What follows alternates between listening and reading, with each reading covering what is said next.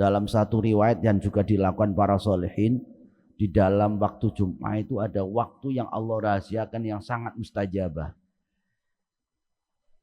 Ada waktu yang sangat makbul untuk berdoa, tapi dirahasiakan kapan-kapannya. Karena itu para sholihin menyebut Jumat ini juga sayyidul ayam, atau puncak atau menjadi penghulunya daripada hari. Maka ketika sudah masuk malam Jumat, luar biasa totalitas ibadahnya, termasuk perbanyak doa kepada Allah, wabil khusus biasanya mali yang banyak dilakukan itu ketika berakhirnya Jumat itu mustajabah. Asar nih, iku sampean pun supe. Jadi jangan telat-telat ketika awal waktu di waktu asar, amin doa. Habis sholat lah minimal. Dungo itu waktu yang sering digunakan oleh para ulama salafun salih memohon kepada Allah. Maka dari itu kan sering kali di luar Jumat aja kita fadilah baca waqiah itu kan pada asar menjelang maghrib. Ku mandi itu. Makanya ngeten rezeki ini kan ada satu jalurnya itu ketakwaan. Wa may yattaqilla yaj'al lahu makhraja. Takwa itu tunduk patuh atas ajaran Allah. Kedua, boleh rezeki itu didapatkan dari tawakalnya yang hebat. Wa may yatawakkal 'ala Allah fa hasbuh. Ketiga, boleh jadi dia mendapatkan itu karena istighfarnya. Man lazimal istighfar ja'al min kulli dhaiqin makhraja, atau dalam Al-Qur'an fastaghfiru rabbak innaka kana ghafara yursilis sama 'alaikum midrara, bahwa dengan banyak istighfar kita akan mendapat rezeki yang midror, yang terus menerus. Kemudian boleh jadi rezeki itu karena sholat yang khusyuk. Wa'mur ahlaka bisolat wastabir 'alaiha, perintahlah anakmu keluargamu sholat dengan sabar. Wastabir itu sabarnya di atas rata-rata. Sabar gitu ada sabar, atau wastabir itu sing sabar tenan ngongkon anak kita untuk melakukan sholat. La nas'aluka rizqak nahnu narzuquk. Nah, ayat selanjutnya, aku tidak butuh rezeki darimu tapi aku yang memberi. Ini menjadi indikator sholat yang benar dilakukan satu rumah itu akan mendatangkan rezeki. Nanti lo ono rezeki ini supek sampean harus muhasabah, jangan-jangan ada yang nggak melakukan sholat di rumah ini. Meskipun jenengan boleh jadi protes saya, oh itu Pak nggak sholat rezeki ini lancar. Kini sing sholat rezeki ini kembang rezeki ini kan tidak ada uang. Lan jenengan ukuran uang kurang opo, contoh wong duwe akeh. Halo. Yo masalah yo akeh. Mengane nggih ya napa nggih donya niki nggene wong sing tidak semua kebaikan itu harus dilimpahkan pada kita melimpah ruah harta mboten. Malah bahaya. Nah, misalnya aku sengaja memang di dunia ini kau tidak semuanya aku turuti, lek tak turuti bahayai. Kuwi iso lali ambek aku. Kenapa? Aku ini Allah. Sebagai nama Tuhan yang wajib disembah dan diibadahi. Kuwi lek tak kei. Ngapunten, sampe njaluk mobil dituruti, njaluk duit dituruti, iso-iso mali maghrib jam ndak aku pulang masjid gini jenengan. Kaya wong mangan, Pak ya. Mangan sate. Sak tusuk, rong tusuk, limang tusuk enak.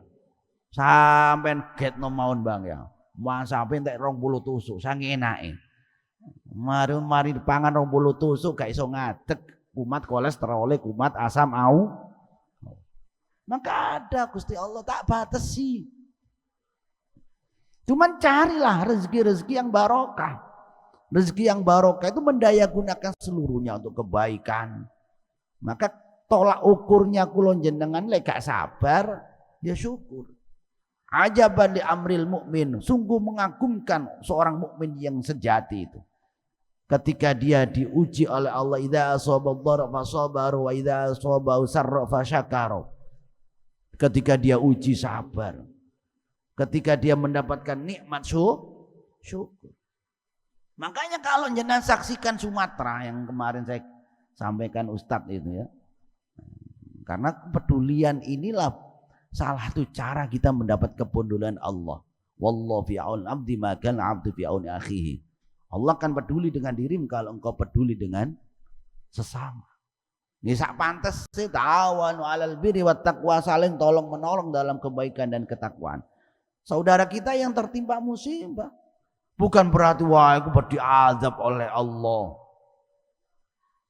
Sebab musibah itu tidak hanya akan menimpa orang yang berdosa, orang yang paling hebat di hadapan Allah pun dia akan menerima musibah. Maka ada hadis asyadu, ya, paling besarnya daripada musibah itu diterima oleh siapa ya Rasul? Al-anbiya tsummal anbiya tsummal amsal. Ya para nabi. Apakah nabi dapat musibah itu karena dibenci atau disiksa oleh Allah? Mboten. Kenapa? Musibah itu diberikan ma'adzamil jaza. Makin besar ujian, makin besar pahala. Idza ahabba 'abdan, ketika Allah mencintai hambanya, yusibhum, Allah akan mengujinya. Hingga kemudian ujian kalau yang diterimakan oleh kekasihnya, orang yang dicintainya, ujian itu makin mendekatkan diri kepada Allah. Makanya urip niku mboten kabeh dilimpahkan untuk kita karena hidup ini sementara.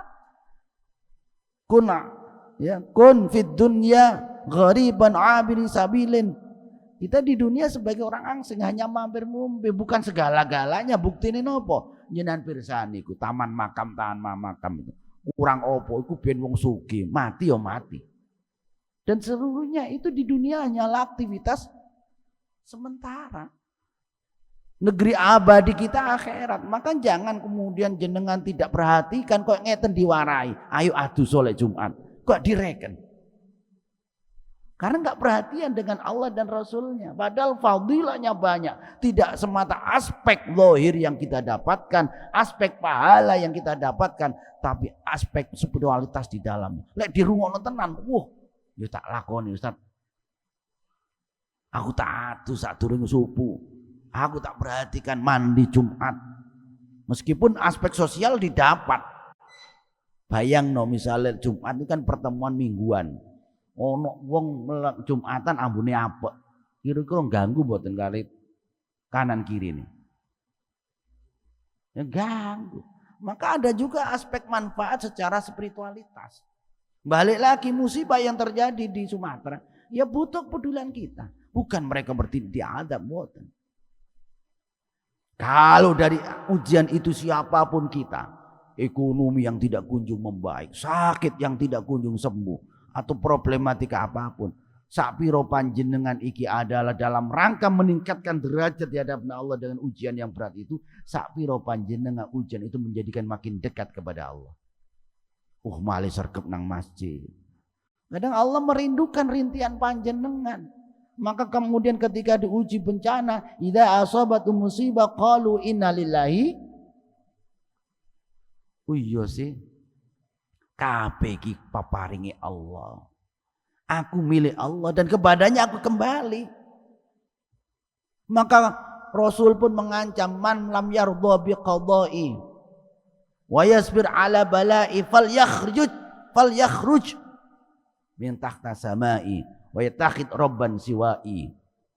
Kata Rasul, kue gak ridho ambek keputusanku, kue tak kayak ujian kok ngene gak gelem, tak usir kue keluar dari kolong langit, cari Tuhan selain saya.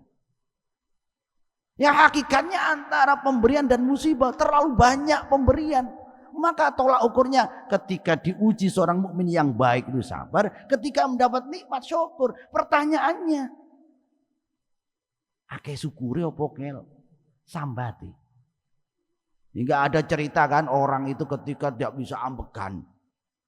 Cerita orang di Mekah mungkin dalam suasana tawaf, orang sepuh, kemudian dia nggak bisa ambekan dibawa ke rumah sakit. Begitu di rumah sakit ditolong medis, dia bisa nafas, lalu ditarik tagihan. Ini apa namanya perawatan panjenengan kena cas 2.400.000. Si orang tua itu nangis. Loh kenapa nangis Pak? Usia saya berapa? 84. Kenapa engkau nangis? Potong boten kuat tak sampean bayar 2.400.000. Lek mboten kiat, mboten nopo Pak. Ada asuransi, biar kami uruskan. Si orang tua itu nangis ketika dicas dari ambekan yang sesak, kemudian ditolong medis isu ambekan. Kata orang tua itu jawabannya gini, saya bukan menangisi itu, wahai dokter. Saya membayar 2-3 kali lipat dari tagihan sampean, itu saya kuat, wong saya umroh ki nang kene bayar kok. Apa yang ditangiskan? Usia saya 84 tahun. Ketika saya nggak bisa nafas, ambekan, apot, angel hanya 2 jam, jenengan tolong dibayar 2.400.000. Bayangkan saya itu udah 84 tahun, kalau saya suruh bayar berapa itu oleh Allah. Makanya kula panjenengan kudu akeh syukure. Kudu kata syukure. Maka kemudian apa musibah yang terjadi itu menjadi azab. Ketika musibah itu menjadikan orang itu makin jauh kepada Allah.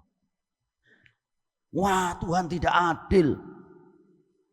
Tuhan ini saya udah sholat kok ya saya dikenekno.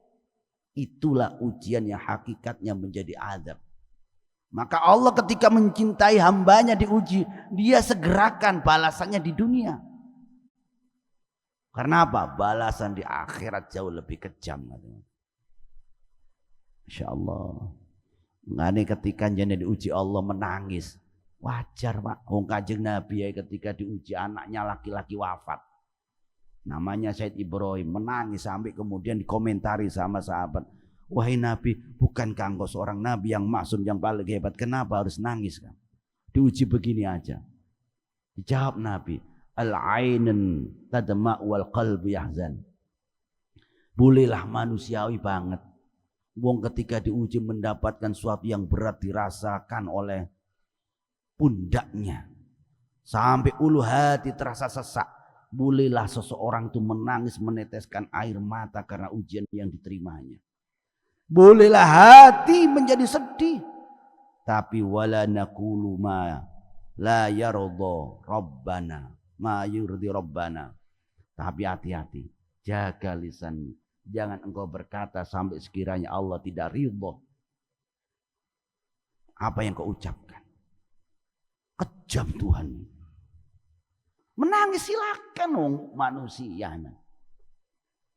Sedih silakan diuji. Tapi hati-hati lisan dijaga. Jangan kemudian caci maki membuli.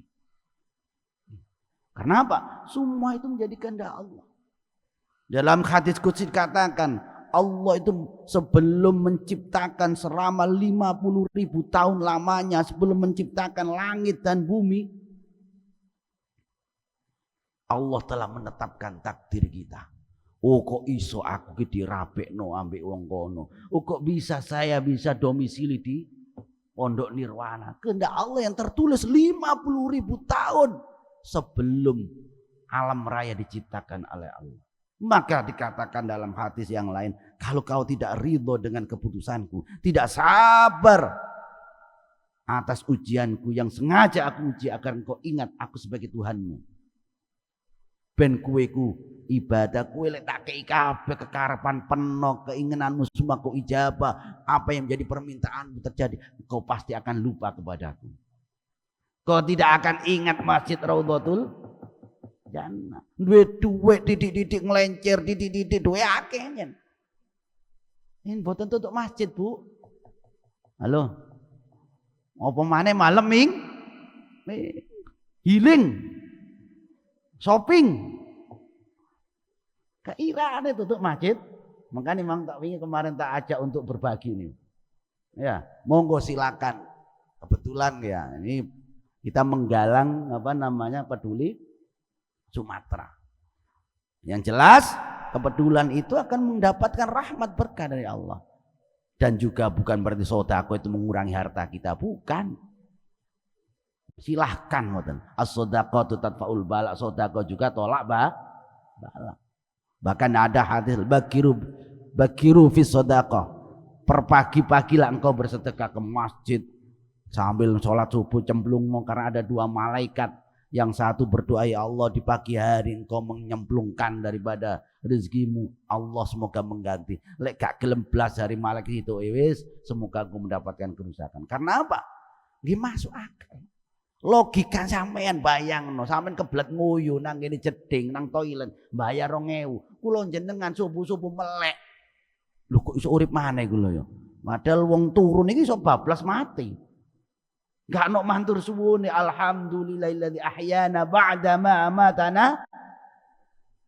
Yang dimana harusnya itu semua sendi-sendi yang jumlahnya 300-an lebih itu ono sedekah. Wong nang jeding bayar 2.000, nang toilet bayar. Mosok dikek urip maneh untuk pagi hari iso melek maneh untuk menjemput hari, mengisi daripada meraih apa yang belum tercapai. Taruhlah dosa punya kesempatan taubat, blas gak ono sedekah kayak sendi-sendi ini. Meripat iso melek, kuping iso ngrungokno maneh, kaki bisa bergerak. Makanya bener kalau malaikat betapa mendukung daripada gerakan subuh itu. Sampai bikin suasana nyaman. Jenengan dalam satu riwayat subuh itu kenapa kok dingin? Ini karena pertemuan 2 malaikat. Malaikat penjaga malam mau berganti dengan malaikat penjaga siang. Makanya ketika orang disaksikan 2 malaikat lagi ibadah, didukung. Pahala sholat jamaah subuh itu kayak orang sholat seluruh malam. Sampai istimewanya. Maka subuh itu artinya teratur. Kalau ingin hidupnya teratur ya ditoto mulai subuh. Mandi yang benar, yang seger. Apalagi mandi bisa jadi mandi biasa rutinitas menjadi sunnah ketika kita niatnya aku ben tangi, ben tahes, ben seger, ben iso sholat subuh berjamaah di masjid Raudhah itu sekaligus bawa 1.000 2.000 tak cemplung. Maka hidup ini kalau lah kepin lancar ya bangun subuh. Bagaimana bangun rumah tangga baik kalau bangun subuh angel. Teratur subuh itu teratur. Maka anak kita bangunin, ayo nak ben uripmu teratur tak jak nang ngene masjid. Ayo nak. Sembari kita jalan pagi sehat ngoten niku. Ya, sehat rohani, sehat jasmani.